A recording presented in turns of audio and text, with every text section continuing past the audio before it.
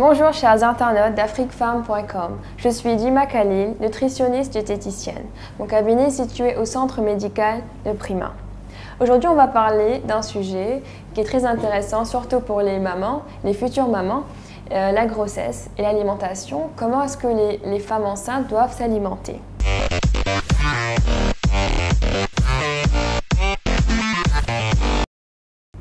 L'alimentation de la femme enceinte apparaît de plus en plus comme essentielle quant à l'évolution de l'état de santé du futur enfant et adulte. Tout d'abord, la femme enceinte doit savoir qu'elle ne doit pas manger 2 fois plus. Le plus souvent, les mamans, quand elles savent directement qu'elles sont enceintes, elles pensent que je dois directement penser à manger pour 2. Non. Tout d'abord, l'alimentation pour une femme enceinte, elle est différente suivant le premier trimestre, le second trimestre ou même le 3e trimestre.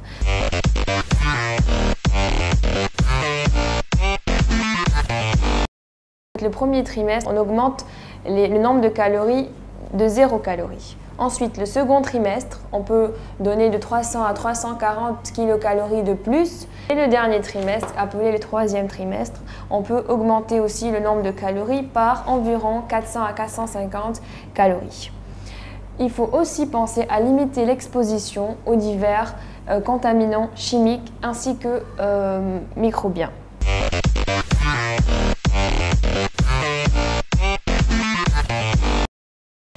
On va commencer à parler du principe du traitement nutritionnel.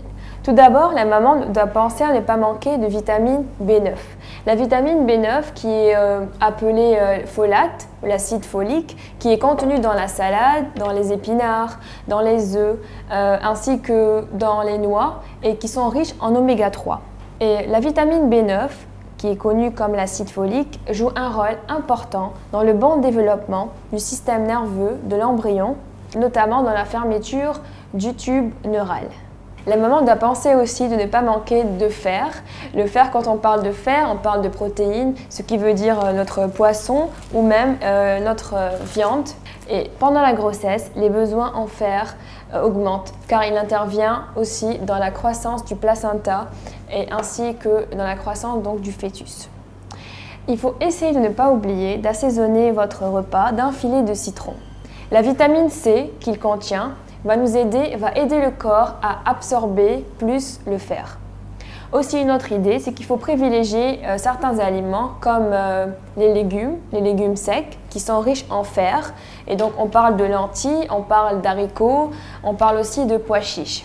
Et surtout pour la maman qui est végétarienne. Parfois, j'ai des mamans qui viennent à la clinique et qui me disent « je suis végétarienne et je n'arrive pas à manger des aliments qui sont riches en fer ». Donc, ce que je conseille pour les mamans végétariennes et qui ne mangent pas de viande ni de poisson, c'est de mettre l'accent sur les lentilles, sur les pois chiches et sur les haricots dans leur alimentation. Et ne pas oublier aussi donc, notre filet de citron qu'on peut rajouter pour assaisonner notre alimentation pour essayer d'avoir la vitamine C.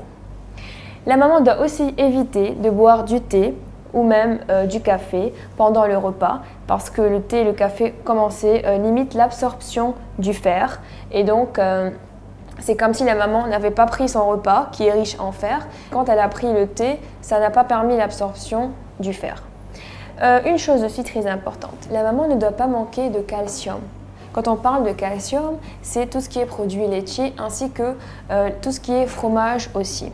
Donc la maman peut prendre son produit laitier le matin, par exemple un verre de lait.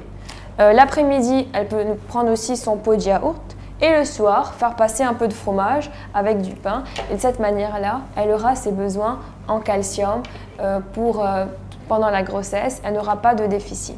Je vais mettre l'accent aussi. Toute maman enceinte doit demander l'avis du médecin avant de prendre n'importe quel supplément ou même complément alimentaire.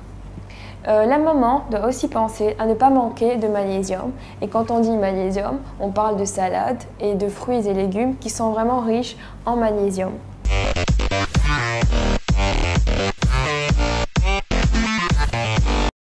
Une dernière chose, la femme enceinte, elle doit faire attention à bien cuire les aliments pour éviter donc les bactéries qui sont présentes dans la viande crue. Donc notre viande, notre poisson, notre poulet doit être bien cuit pour éviter toute contamination et donc toute bactérie qui peut être mauvais pour la santé donc, du fœtus. Les légumes et ainsi que les fruits, ils doivent être bien lavés.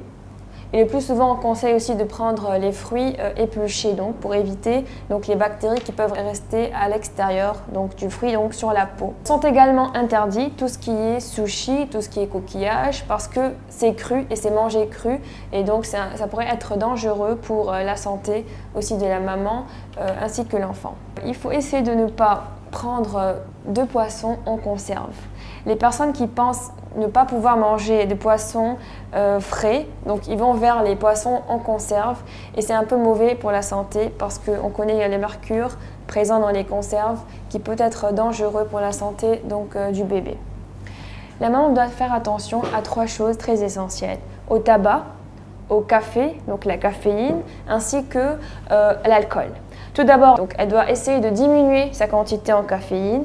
Si elle veut prendre 1 ou 2 verres, 2 tasses de café par jour, c'est suffisant. Elle doit essayer de ne pas augmenter l'apport en caféine, ainsi que l'alcool, qui est neurotoxique pour l'embryon. Donc elle doit éviter aussi de consommer de l'alcool tout au long de la grossesse. Et une dernière chose, c'est le tabac, qui est dangereux pour le bébé aussi tout au long de la grossesse. Alors, je vous remercie, chers internautes d'afriquefemme.com. C'était Dima Khalil, nutritionniste diététicienne. Vous pouvez suivre ma page sur Facebook, Dima Khalil, nutritionniste diététicienne. Je vous remercie, chers internautes, et à très bientôt.